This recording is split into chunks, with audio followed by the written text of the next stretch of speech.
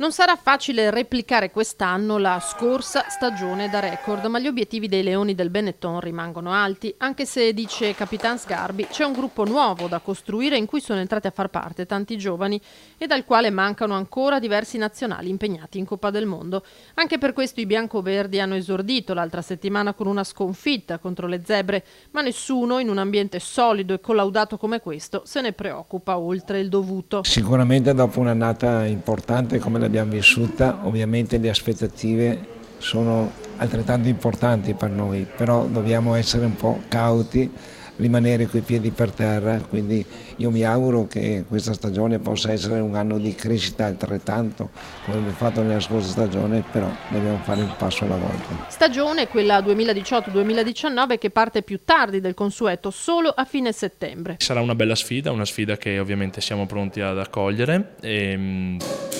con molta serenità